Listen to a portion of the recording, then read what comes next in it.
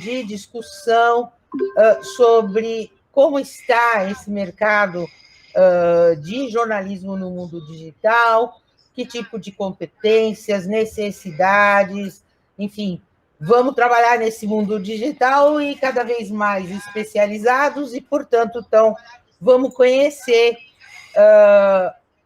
quem está trabalhando com isso. E a gente procurou a professora Lídia Trigo, que está na mediação aí do YouTube com vocês, e eu estruturamos um conjunto de depoimentos de queridos ex-alunos do CJI, que, então, tiveram uma experiência de mercado e, em seguida, empreenderam seus próprios negócios, e todos eles dentro dessa lógica do digital. Então, vamos começar, né? Desculpa novamente pelo atraso. Vamos começar, então, com o Ralph Manzoni Júnior, que é jornalista, especializado em negócios, tecnologia e internet, é cofundador do site Neofeed, junto com o Carlos Sambrana, e, como na sua carreira do grande mercadão de mídia, trabalhou na Isto é Dinheiro e no IDG. Então, obrigada, super obrigada, Ralph, para esse momento aqui de diálogo, e fique à vontade para dar o seu depoimento, para depois a gente abrir as questões. Legal, Beth. Obrigado, Beth. Obrigado, Lígia, aí, pelo convite de compartilhar com vocês aqui um pouquinho da minha história e principalmente falar um pouquinho do mercado e do que a gente busca aqui no Neofield quando a gente está atrás de formar uma equipe de jornalistas. Eu queria fazer uma breve, mas breve mesmo, apresentação. Acho que eu consigo compartilhar aqui com vocês, né?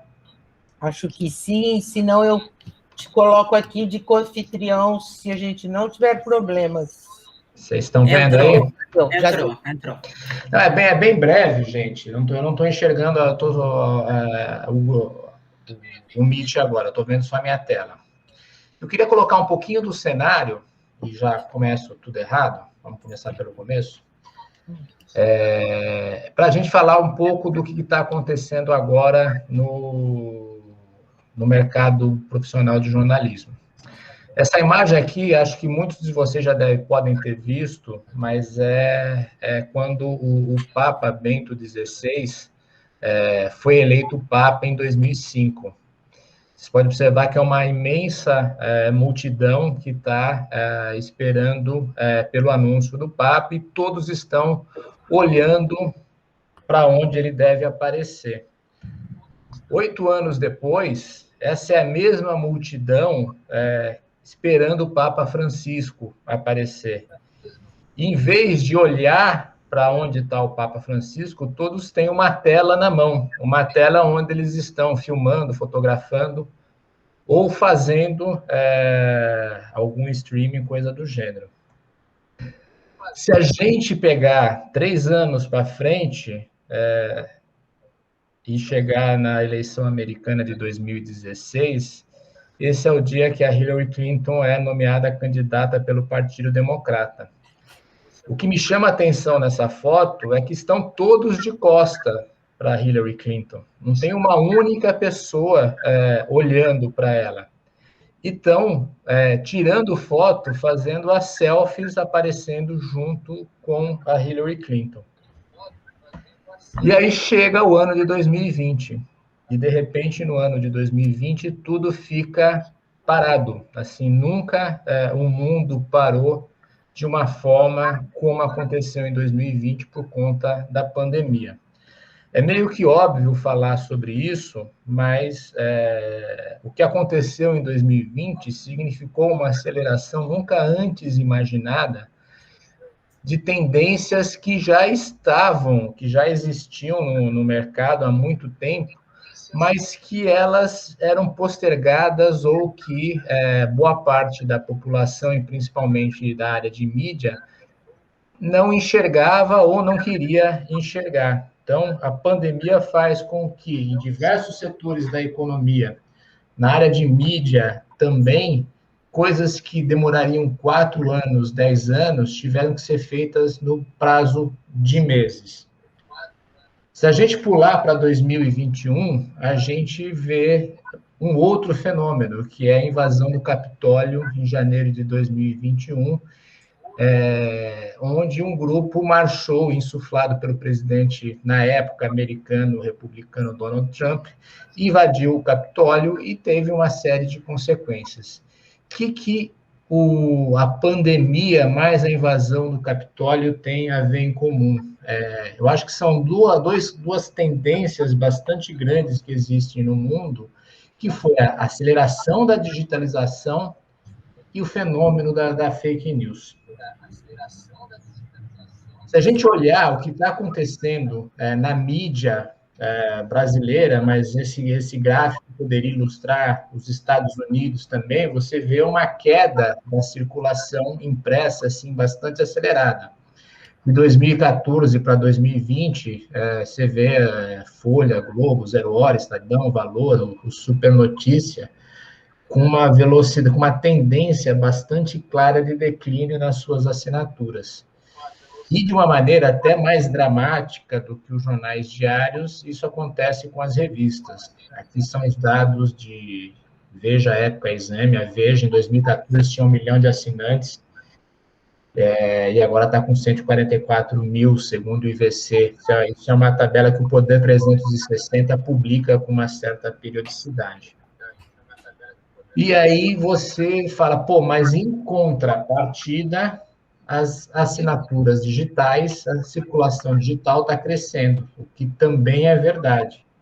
Isso acontece em veículos de hard news, de notícia diária, como a Folha, o Globo, Estadão, Valor, Zero Hora e Super Notícia, mas não é o mesmo que acontece com Veja, Época e Exame. Ao mesmo tempo que eles perdem a circulação, eles não estão conseguindo, de forma alguma, fazer uma transição desta circulação impressa para a circulação paga. E aí, qual que seria o cenário que a gente tem hoje? Tem algumas coisas que eu coloquei aqui, de uma apresentação que eu vi recentemente, de um colega que chama Renato Delmanto, que trabalha na Ideal, que eu concordo com algumas e não concordo com outras, e eu vou colocar aqui para a nossa discussão e encerrar a apresentação. Então, hoje todo mundo é mídia. É claro que com o celular na mão, a gente tem capacidade de transmitir qualquer evento. Veja que a invasão do Capitólio foi transmitida praticamente em tempo real com as pessoas que estavam invadindo o Capitólio. A gente vive também na era da influência, onde todo mundo tem direito a dar a sua opinião. Existe também uma frase batida em que se diz que todo mundo tem direito à sua própria opinião e não aos seus próprios fatos. E hoje todo mundo acha que a sua opinião são fatos. A imprensa está decadente? Essa é uma pergunta que eu deixo aqui para a gente debater. Agora, é fato que as fake news ocupam as redes e é fato também que a pandemia mudou de uma forma bastante grande e bastante acelerada. Vou interromper aqui a apresentação, porque era apenas essa parte que eu tinha para colocar. Então, o que eu quero colocar? Eu não concordo com todas aquelas frases que foram colocadas lá de que a mídia está decadente. Se a gente olhar a fotografia da mídia tradicional, como a gente vê, é uma mídia que, de fato, perdeu assinantes e está com uma dificuldade de fazer uma transição no modelo de negócios, onde o digital é quem domina e é preponderante.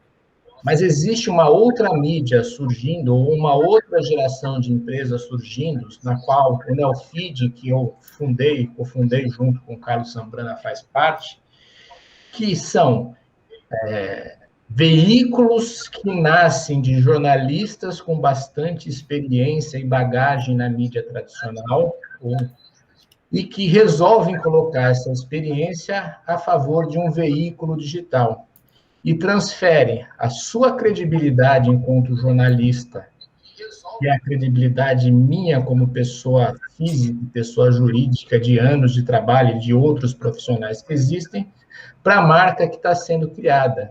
No meu caso, o Neofeed. Mas eu não preciso ficar falando do Neofeed. Eu acho que existem diversos exemplos que surgiram recentemente, nos últimos 3, 4 anos, e que estão se consolidando ao longo do tempo como marcas de qualidade, com credibilidade e referência, como o Poder 360, que cobre política, o Jota, que é da área jurídica. Na área de negócios, existem diversos veículos feitos por jornalistas muito tarimbados e com muita experiência, como o Brasil Journal, tem o Capital Reset, o Startups, Finsiders, eu poderia citar o Nexo, que é um mais genérico. Quando eu estudei na ECA, e isso já faz algum tempo, né, Beth? Oi. Quem é minha professora naquela época, que é na década de 90, quando eu estava na ECA, assim, o meu sonho, e o sonho de todos que estavam comigo, até pela tradição que a ECA tem pelo menos tinha na década de 90, não sei como está hoje, de formar bons jornalistas para veículos impressos ou revistas, era trabalhar no Estadão, na Folha, na Veja. A época nem existia, veio surgir depois a época. E acho que isso não é mais uma verdade absoluta. Existe um universo digital extremamente rico que surgiu e que não é assim uma brincadeira diletante dessas pessoas. São negócios que estão não só conquistando audiência, como também ganhando dinheiro. Então, o que eu coloco aqui é que existem caminhos que... Epa, eu estou me ouvindo, como também ganhando dinheiro. Então, o que eu coloco aqui é que...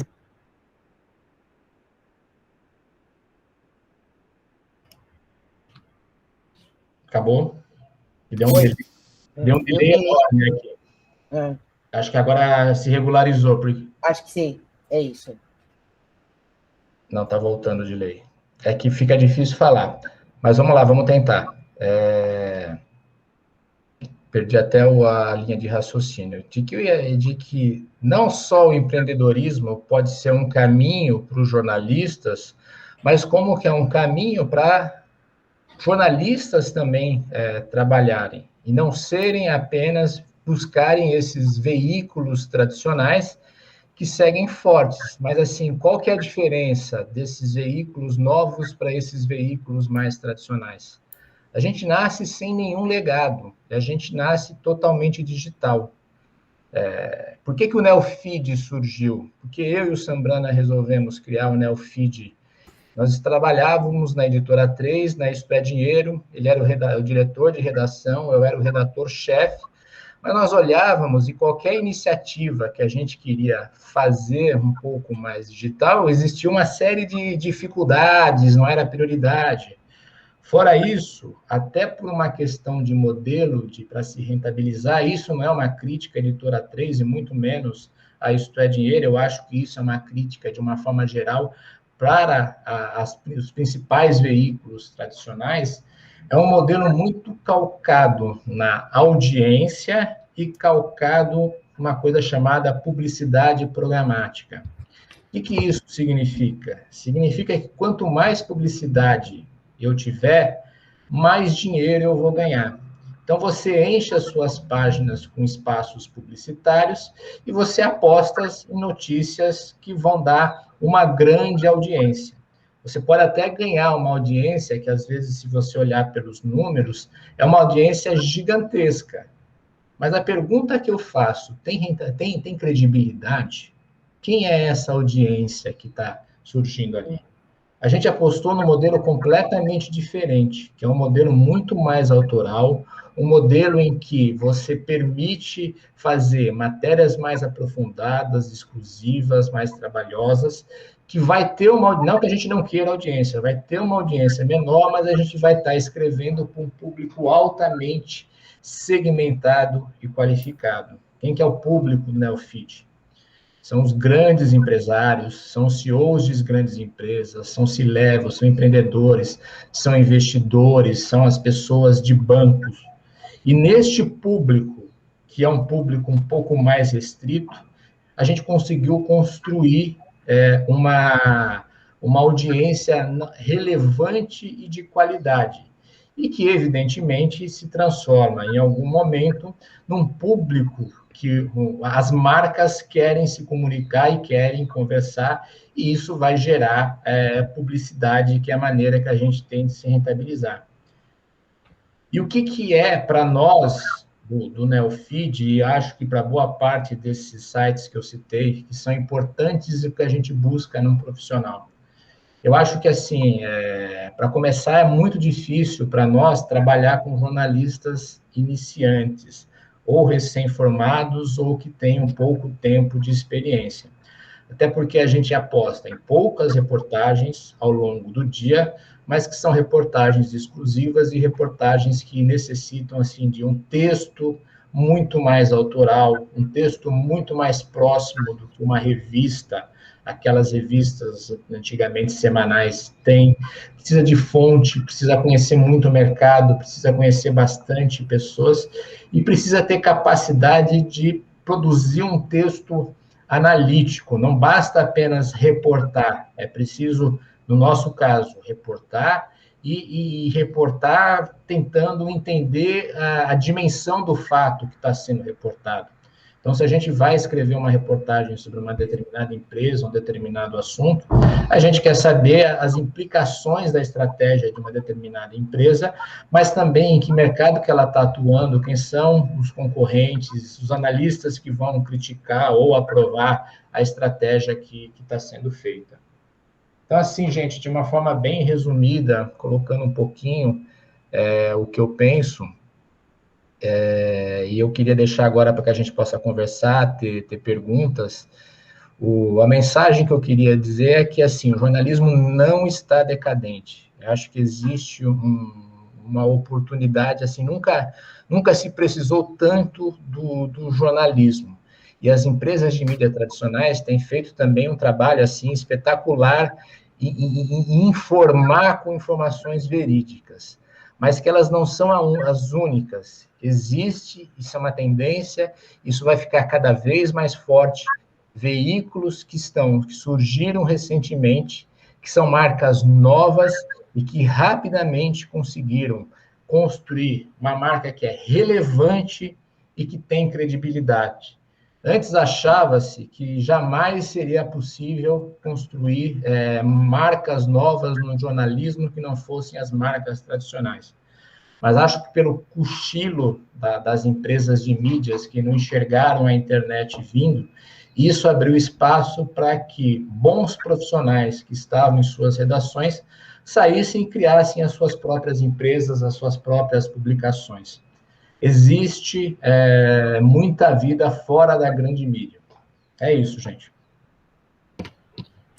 Muito bom, super obrigada, Ralph. Vamos agora abrir para, se tiverem perguntas, Lígia, alguma coisa, diga lá. Já levantei a mãozinha aqui. Ralph, acho que a gente acompanhou uma situação aí, quer dizer, a gente acompanha uma situação que não é nem exclusiva do país, de uma uberização dos postos de trabalho, né? Então, quando a gente percebe essa nova iniciativa com novas mídias, que foi um termo que você usou, né, para a gente distinguir aí um pouco da mídia tradicional, criando esses espaços, muitas vezes para a gente fica aquele incômodo de estamos realmente criando um novo modelo de negócio, podemos empreender como jornalistas, como profissionais de mídia, ou, na verdade, a gente está se adequando a este encolhimento dos postos de trabalho, e grande parte das iniciativas são meio na tentativa de sobrevivência. Você tem, assim, na sua cabeça já uma reflexão sobre isso? Quer dizer, eu decidi realmente empreender, e eu criei o meu modelo de negócio com base nisso, naquilo, e, portanto, eu criei, de fato, um nicho maior.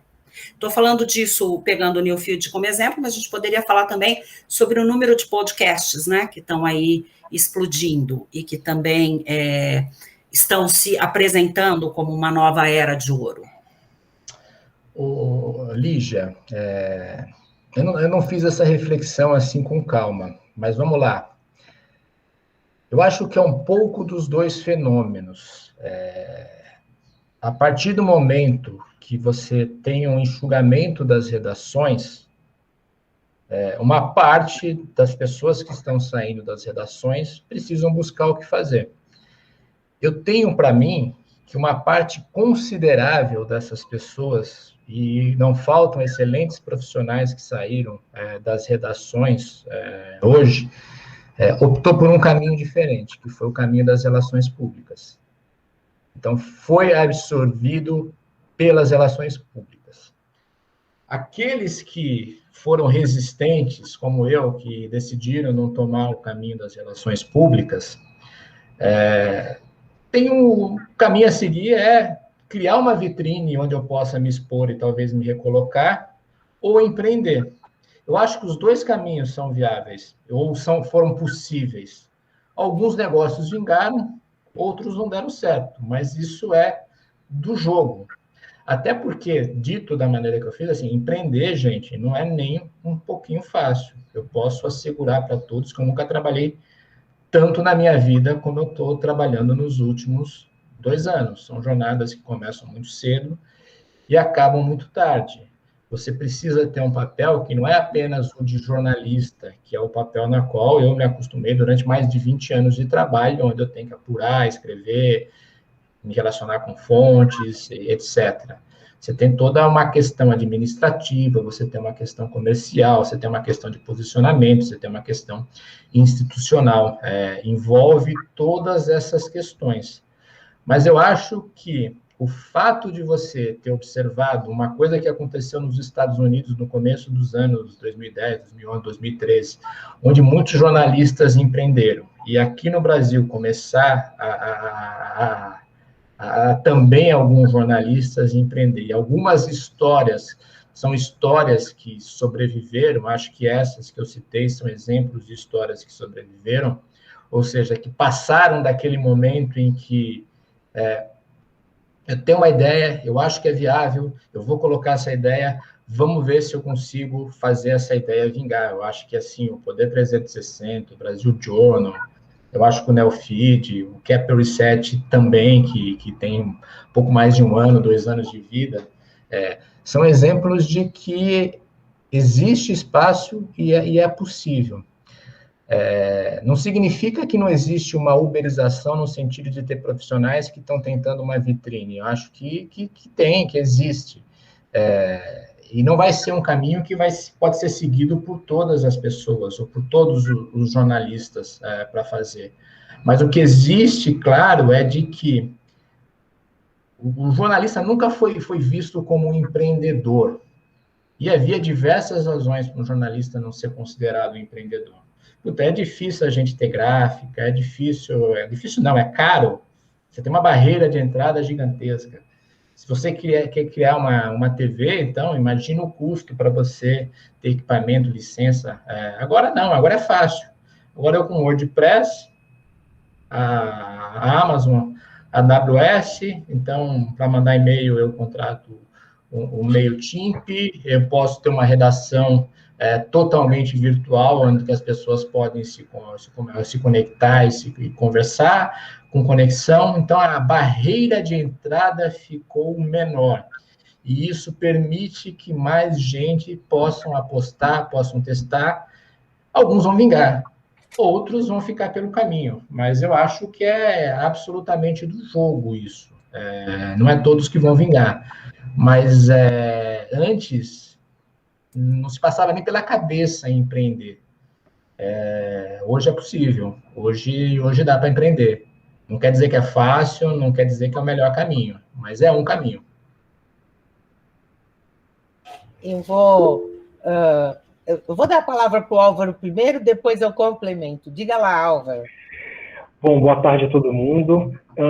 Ralf, o que eu ia te perguntar é o seguinte: você acha que falta na formação do jornalista ou disciplinas, ou, enfim, algum conteúdo relacionado à administração, relacionado ao próprio empreendedorismo.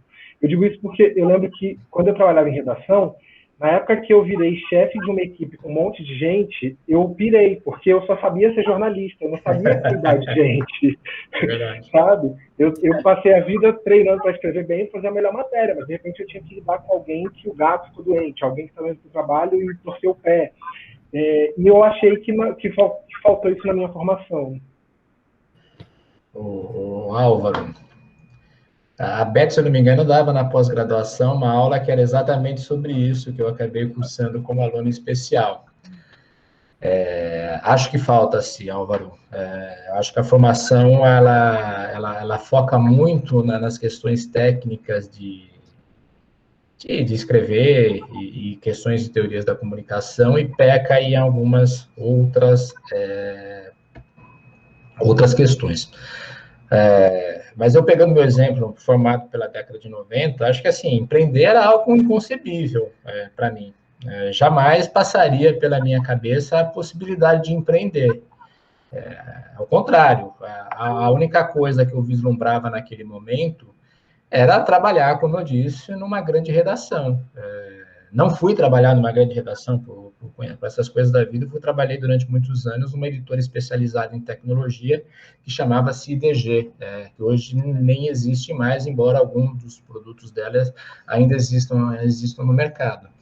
Mas, diante do fato de que essas barreiras de entradas acabaram, e que, principalmente, uma discussão cuja resposta é difícil de ser dada, assim, qual modelo de negócio vencedor? O que é que vai permitir rentabilizar o jornalismo hoje? O próprio New York Times tem, não sei se é o New York Times ou o Wall Street Journal, acho que é o New York Times, de que jornalismo custa caro, de que fazer jornalismo de qualidade custa dinheiro, não é barato fazer bom jornalismo. Precisa de bons profissionais, precisa pagar bem esses profissionais.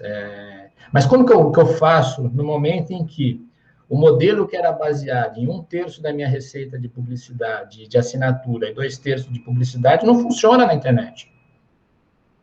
Você precisa ter 100% ou de publicidade, ou 100% de assinaturas. Eu coloco paywall ou não coloco paywall? Eu faço uma coisa mista com coisas exclusivas ou não faço isso com coisas exclusivas? Tem tantas perguntas ainda sem respostas e, principalmente, não existe resposta certa. O que pode funcionar para o New York Times não quer dizer que funcione para mim, do Neofeed. Nós, o Neofeed, por exemplo, optamos por não cobrar nada. A gente vive de publicidade. Vamos viver sempre de publicidade? Acredito que não. Ralf, tem uma pergunta do João Pedro aqui no chat, que acho que complementa a tua visão. Ele pergunta como é que você atrai público para o Neofeed e como é que isso foi se transformando e acabou tendo uma audiência significativa e consolidada para você continuar dependendo da publicidade por enquanto. Foi muito difícil no começo. No começo a gente não tinha audiência nenhuma, mas a gente tentava fazer algum barulho em cima das coisas que a gente publicava. Qual foi a estratégia no começo do Neofeed? Assim, foi muito baseada em cima da minha experiência, do Carlos Sambrani, e depois do Moacir Dresca, que veio trabalhar conosco, que são 3 jornalistas bastante experientes. Foi dar notícia relevante, publicar notícia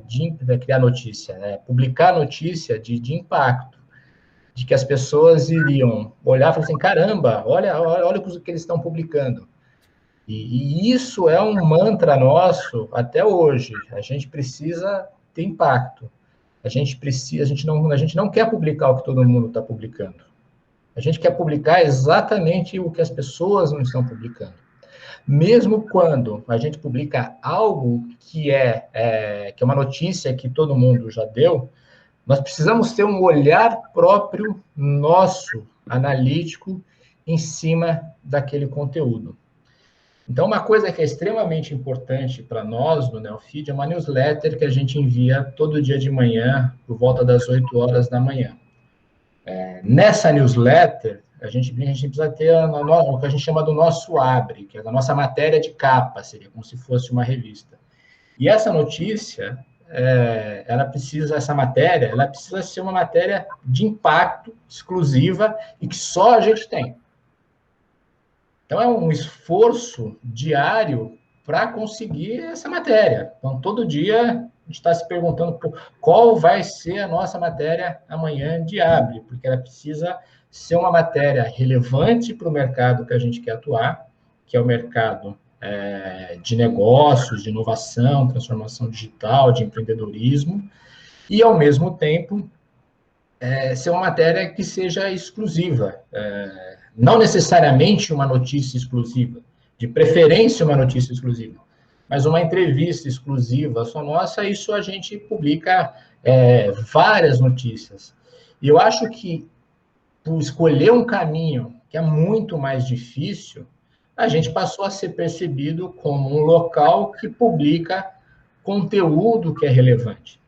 E não só um conteúdo relevante, como aí é o próximo passo para que você estabeleça uma marca no jornalismo, com credibilidade. A gente é muito zeloso por publicar e checar, e se a gente errar, e a gente erra, a gente vai corrigir da mesma forma, como se a gente estivesse dando um furo ou alguma coisa.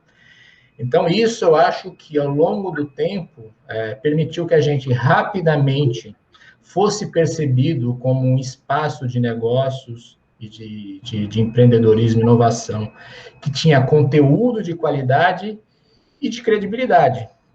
O desafio é continuar fazendo isso e fazer coisas diferentes e coisas novas. Ralf, você acha que esses novos empreendimentos são mais bem-sucedidos se forem nichados? Ou seja, escolha de um campo temático e aí você vai em cima dele, do que você ir mais para o genérico, né? Acho sim, Beth. Eu acho que isso é fundamental, porque se você for genérico, é muito difícil competir com as empresas tradicionais, as empresas de mídia. Então, uma coisa que era bastante clara para a gente lá desde o começo, assim, eu não sou hard news. Não quer dizer que eu não vá ser, mas eu não tenho nenhuma vocação de ser hard news. Eu não vou publicar uma quantidade absurda de conteúdo. Eu não tenho condições de publicar uma quantidade absurda de conteúdo. E, principalmente, se eu fizer isso, eu vou fazer o que todo mundo está fazendo. Eu preciso criar uma estratégia para me diferenciar do hard news. Então, eu prefiro publicar menos, mas que tenha mais impacto, do que publicar muito conteúdo. Mas o fato de eu ser nichado me permite que eu fale com um público bastante específico. E falar com esse público bastante específico também atrai não só audiência, mas também, do ponto de vista comercial, marcas interessadas em comunicar com esse público bastante específico. Então, a questão do nicho, eu acho que é fundamental. Falar que em Poder 360, é um site de política. O Brasil Journal, que é um site de negócios como o Neofeed. O Capital Reset tem uma pegada de ESG, de sustentabilidade. O Finsiders, que eu citei, que também é o nicho do nicho, porque ele fala de fintechs. Então, isso eu acho que é fundamental para que você possa estabelecer. Agora, a provocação que eu vou deixar aqui para a gente pensar. Quem vai ser Abril do século XXI? Esta provocação... A minha resposta. Todos esses sites. Como é que é? Todos esses sites são Abril do século XXI. Quem sabe um dia um cara com dinheiro queira comprar todos eles e fazer Abril do século XXI. Uma holding. Com todos eles. Dá para nascer Abril do século XXI, mas precisa de muito dinheiro. Lígia, quer complementar a pergunta original?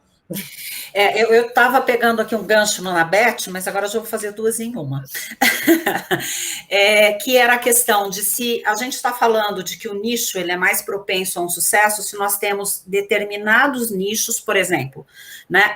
Você está falando aí de um nicho específico de negócios e tecnologia, que teria, então, ainda, em relação aos nichos, uma propensão maior ao sucesso. E aí, pegando o gancho da Abril, a gente poderia pensar realmente num conglomerado de nichos, de sites voltados a nichos e já nativos digitais? A gente poderia pensar nisso para o futuro? Quer dizer, o futuro de um grande conglomerado não passa mais por uma estrutura tradicional, como Globo ou Folha, mas passa por alguém que resolva, um investidor que resolva construir isso como o seu império de mídia? Eu acho que sim. Eu, honestamente, acho que sim. Não é uma construção fácil e não é uma construção que possa ser feita da noite para o dia. Mas eu vejo isso como um caminho que, em algum momento, isso possa acontecer. Em que alguém que tem a capacidade de formatar um modelo de negócios, em que integre diversos desses sites, cada um do nicho específico, e que, com a força que se tem das audiências somadas desses sites, você possa ter algo que seja mais forte do ponto de vista de publicidade, por exemplo, para vender publicidade e atingir públicos específicos. Abril era isso. Ela não soube fazer isso no mundo digital. Verdade. Só que hoje você tem uma estrutura extremamente fragmentada, mas que em algum momento alguém pode querer fazer isso. No mundo de publicidade isso já acontece, tá? Só que isso aconteceu com uma consolidação das agências tradicionais. Você pegar a WPP, por exemplo. A WPP comprou um monte de agências de relações públicas e um monte de agências de publicidade. Como é a estrutura do negócio da WPP ou de outras que concorrem com a WPP? São estruturas em que eles compram uma fatia dessas empresas, mantêm uma participação minoritária com os donos dessas empresas, mas que todas pertencem a uma holding de publicidade, e muitas vezes, aí que eu acho que é a parte errada, na minha visão, concorrem entre si. Então, tem várias agências de RP que estão competindo entre si e o dono é o mesmo. Eu acho que existe espaço, não acho que é agora, não acho que é amanhã, ou no ano que vem, ou daqui a 2 anos, para se fazer uma consolidação dessas marcas. Mas tem uma coisa que eu acho que também vale a pena comentar, do ponto de vista assim, de negócios, é que nessa área de negócios, se você observar, quem está ficando donos das principais publicações são os grandes bancos. Então, assim, a Exame hoje pertence ao BTG. O Infomoney é da XP. Os 6 Minutos tem o C6 Bank por trás. O Seu Dinheiro e o Money Times tem a Empíricos, que foi comprada pelo BTG. Então, em suma, é do BTG. E, assim, só ressaltar que é óbvio que tem um conflito de interesse ali, mas são negócios. A questão de como isso vai acontecer depende muito da governança que vai ser estabelecida entre aquela marca e o seu controlador. A gente não pode se esquecer que o New York Times, o Slim, dono lá não sei se era da Televisa, mas da Telco mexicana lá, chegou a ter uma fatia, uma participação do New York Times. O Jeff Bezos é dono do Washington Post. A mulher do Steve Jobs tem uma participação numa revista. O dono da Salesforce, que eu me esqueci o nome dele, comprou a Time. Então, esse já é um mercado em que pessoas que têm muito dinheiro estão comprando. Assim, por que eles estão comprando? Qual é o interesse que eles têm? Quais são as governanças que existem de relacionamento entre esses controladores e essas empresas? É isso que no dia a dia é que vai definir. Então, assim, o fato da exame ser do BTG não quer dizer nada, gente. Mas é óbvio que existe um conflito de interesse ali. Como isso é resolvido? Essa é uma pergunta que vocês precisam fazer para exame e para o BTG. Legal, Carlos. Estou olhando o nome do Carlos aqui, Ralph. Não sei se tem mais alguma pergunta, mas eu gostaria de colocar uma assim meio de fechamento, na medida em que você já deixou claro que o percurso de empreender no jornalismo é duro, né? Junto com a dureza, tem uma associação com a experiência, né? Não dá para sair enriquecido, né? Ou seja, você tem 20 anos quase de atuação no mercado de negócios e tecnologia, e aí você tinha um capital pessoal, intelectual e de relacionamento, um capital social que te possibilitou fazer o negócio. Claro que fica difícil para quem ainda não conseguiu construir esses capitais, né? Mas o que eu te deixo aqui como pergunta, acho que final, o que é quem está começando aí, os alunos, os recém-formados, que caminhos eles têm para construir esse capital, né? São novos cursos, outras formações, enfim. Como é que eles vão percorrer aí até chegar num momento de poder ou ser empreendedor ou atuar num veículo como o seu e outros parecidos com o seu, que tem um espaço para eles? Beth, dá o meu exemplo aqui, que é difícil a gente pensar sem olhar na sua trajetória e falar como que você chegou até aqui. Eu sou um generalista. Eu nunca fiz um curso de economia, eu nunca fiz um curso de tecnologia, que eu trabalhei durante muitos anos sobre tecnologia, e quando eu trabalhava no IDG Tecnologia, as pessoas iam perguntar para mim que computador comprar, eu falava, não faço a mínima ideia que computador você deve comprar, porque eu não entendo absolutamente nada sobre isso. Eu falei, mas como assim? Você escreve a respeito disso?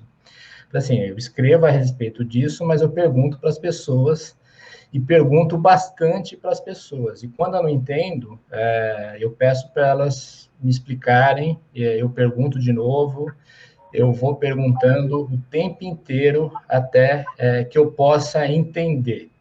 E a partir do momento que eu entendo, fica mais fácil para eu escrever e para eu contar essa história lá para frente.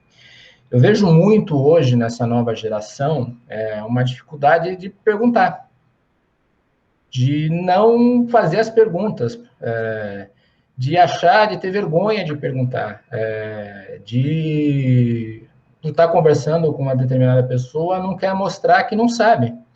Não tenho 20 anos, eu tenho mais de 20 anos trabalhando no jornalismo. Eu até hoje, eu continuo fazendo perguntas incômodas e fazendo qualquer pergunta sem nenhuma espécie de vergonha. Eu sou uma pessoa, assim, quem me conhece, bastante tímida, mas que quando eu estou trabalhando, eu me visto profissionalmente e saio fazendo as perguntas sem nenhuma preocupação se a pessoa vai estar gostando das perguntas que eu estou fazendo, e principalmente, se eu não sei, eu pergunto. Então, é óbvio que que você fazer cursos ajuda, que você estudar ajuda, que você ler bastante ajuda.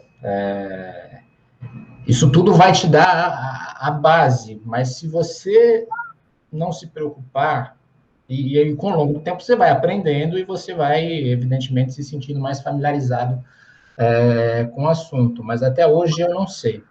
Uma outra coisa que eu acho extremamente importante, e isso é da formação de cada profissional, evidentemente, e para quem quer fazer uma carreira mais voltada para jornalismo de economia ou de negócios, nós jornalistas somos muito ruins com números, mas temos obsessão para colocar números em tudo quanto é lugar. Eu tenho uma tradição de jornalismo de negócios, onde a gente conta histórias de empresas, mas eu lembro para todo mundo que as empresas são feitas de pessoas. Tão importante quanto os números das empresas são as pessoas que comandam as empresas, porque as empresas, elas refletem o estilo de comando que está na frente da empresa. Pode parecer uma besteira, mas a maneira como a pessoa se veste, a maneira como a pessoa fala. Hoje, infelizmente, não é possível fazer entrevistas presenciais, mas se você faz uma entrevista presencial, a maneira como a mesa do executivo está arrumada, os livros que eles têm na estante, se é que ele tem livros na estante, isso tudo conta uma história que às vezes a gente fica tão preocupado em dar números que a gente não se preocupa com isso. Então, assim, eu tenho uma preocupação muito grande de, além da precisão dos números, dessas coisas todas, a gente conta histórias de pessoas, não de empresas, não de negócios. Porque as empresas são pessoas. Então, as duas dicas que eu dou, assim, pergunte tudo, o tempo inteiro, não tenha vergonha de perguntar, e conte histórias de pessoas. Não conte... E isso não é para jornalismo de negócio, é para qualquer área que você estiver cobrindo, na minha opinião. De artes, entretenimento, esportes, política e assim por diante. Aí você vai fazer um texto mais gostoso, melhor de ler, e isso eu fui aprendendo ao longo do tempo, e você vai aprendendo com experiência, fazendo bastante texto ao longo do tempo. E aqui a Carla colocou um complemento à pergunta que eu fiz. Se você acha que, para tudo isso acontecer, você necessariamente precisa passar pela grande mídia. Não, né? Não, tudo que eu estou falando aqui é exatamente o contrário. E não quer dizer que você não deva passar, tá? São caminhos. É que antes existia só um caminho. Eu acho que hoje existem outros caminhos. Eu sou um exemplo que antes de ir para uma mídia, trabalhar na Editora 3, na Isto é Dinheiro, que era, naquela época, considerada uma grande mídia, eu passei anos numa editora especializada. Depois eu fiz esse caminho, e depois fui empreender e criar o Neofeed. Eu acho que, assim, principalmente quem está começando, olha para a grife e fala assim, poxa, eu trabalhei... Eu não quero, assim, todos são enormes grifes, a Força, não, a Veja, etc. Trabalhei na Veja, trabalhei na Folha, trabalhei no Estadão, e faz isso como uma grife. O que eu acho é que, assim, existe vida, existe uma boa vida, do ponto de vista profissional, fora desses veículos. Não significa que a vida lá seja ruim, apenas um caminho que precisa ser considerado, porque, de fato, uma das nossas dificuldades é as pessoas acharem assim, poxa, mas será que isso aqui não é uma brincadeira do Ralph e do Sambrana? Gente, não é um negócio. É um negócio como outros negócios em que eu citei. Esse não é o site do Ralph nem do Sambrana. Esse é o Neofeed, é uma marca que nós estamos construindo e que a gente quer que essa marca dure, mesmo sem a gente. Muito bom, até você resolveu aqui, a Carla complementou, né? Que a grande angústia hoje dos estudantes de jornalismo, essa coisa, onde eu vou trabalhar, ou a grande mídia não está mais abrindo vagas, procure outro lugar, ou, né, seja aberto ou flexível, né, a aceitar os diferentes negócios que estão surgindo aí no jornalismo, e que são muitos e bons. E que tem uma relevância que não deixa nada a desejar, e em muitos casos, tem impacto muito maior do que esses veículos mais tradicionais. Concordo 1000%. 1000%. Alguém mais? Acho que não. João, levantou a mão. Diga, João. É uma pergunta, eu vejo muita gente comentando da relação desses novos empreendimentos jornalísticos com as redes sociais, né, Twitter, Facebook, e como é importante para eles terem mais alcance, mas que ao mesmo tempo vira uma certa relação de dependência também com essas empresas. Como você vê isso, né, lidando com isso no dia a dia? Eu acho que as redes sociais são importantes, sim. Mas, assim, nós, no Neofeed, somos uma lacuna enorme nossa. São as nossas redes sociais. A gente construiu uma certa relevância, acreditem se quiser, no Instagram. É onde a gente tem a maior quantidade de seguidores, acho que são 33, 34 mil seguidores, né, no Instagram.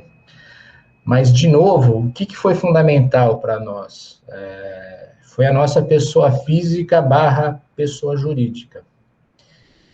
Eu tenho 200 mil seguidores, quase 230 mil seguidores no LinkedIn. O Sambrana tem um número parecido de seguidores no LinkedIn. Então, até pelo público com quem a gente fala, que é um público de negócios executivo, o LinkedIn é hoje a nossa rede principal. E é uma rede que é muito calcada em cima da minha credibilidade e da credibilidade do Sambrana, que foi construída ao longo de uma carreira. Eu não consegui isso com o Neofeed. Quando eu fiz o Neofeed, eu já tinha esse capital social lá no LinkedIn e usei esse capital social lá. É importante, é relevante, mas, assim, nenhuma estratégia vai se sustentar se ela for baseada exclusivamente em redes sociais. Ela é só um pedaço daquilo que você tem que fazer. É importante estar nas redes sociais, é importante você se comunicar com as redes sociais. Nós, no Neofeed, precisamos melhorar muito as nossas redes sociais, porque hoje ela é uma rede social que é muito baseada da gente republicar o que a gente faz, e eu acho que isso não é a maneira correta, a gente sabe disso, e a gente está já analisando e estudando como que a gente vai começar a estabelecer uma conversa que seja diferente apenas de publicar conteúdos, e de ter formatos que são formatos exclusivos para as redes sociais, ou recontar histórias nas redes sociais usando a linguagem mais adequada para determinadas redes sociais. A gente não faz isso hoje ainda. Estamos bem longe de fazer isso. Muito bom, muito bom. Eu acho que essa é uma dificuldade da grande maioria dos novos veículos, né? Você criar uma linguagem específica para as redes sociais que complemente ou que não colida, né, com todo o teu processo já construído. É bem complicado. Eu também já dei um apoio aí de consultoria para um destes novos, e a gente não chegou a boas conclusões ainda. Então, esse é um mundo em que a gente tem mais perguntas do que respostas. E não estou falando das redes sociais, estou falando de uma forma geral. Assim, a gente precisa fazer perguntas. As respostas a gente vai encontrando ao longo do caminho, e a resposta que é certa para mim não vai ser certa para outro. Exatamente. Então, assim, alta tentativa e erro o tempo inteiro. Isso mesmo, é isso aí. É isso. Gente, eu agradeço, Ralf, você inaugurou aqui a nossa lista de depoentes, e eu espero que todo esse movimento que estamos começando a fazer ali junto ao CJE, de algum modo, traga algum gás, não só para o CJE, mas para todo mundo que está no entorno desse assunto, do mercado ou de outras escolas que estejam preocupadas em entender onde é que o jornalista hoje se posiciona por a sua atividade profissional. E acho que você é um grande exemplo de sucesso. E eu queria agradecer muito a tua disponibilidade, o tempo que você dedicou aqui para a gente, e dizer que pode contar com a gente, você sabe disso. Beth, eu que agradeço. E estou à disposição aí, quando vocês precisarem. Estamos aí para conversar, contar história. É importante a gente compartilhar essas histórias. E, ao contrário do que os números mostram, o jornalismo nunca foi tão importante e nunca esteve tão vivo. É isso aí. Além do que, é muito bom a gente ver um ex-aluno assim, todo sucesso de vida. Obrigada, gente. Valeu, gente. Obrigado. E quinta-feira tem mais. Divulguem nas suas redes, que quinta-feira temos o Murilo Garavello do UOL. Tá bom? Gente, uma última coisa, desculpem por essa confusão toda, esse começo muito confuso, em particular, Ralph, perdão. A gente não contava que isso acontecesse, tudo deveria ter funcionado. Vamos corrigir para quinta-feira, e é isso aí. Obrigada a todos por terem tido tanta paciência assim. Tá, gente, obrigado. Super obrigada. Tchau, tchau.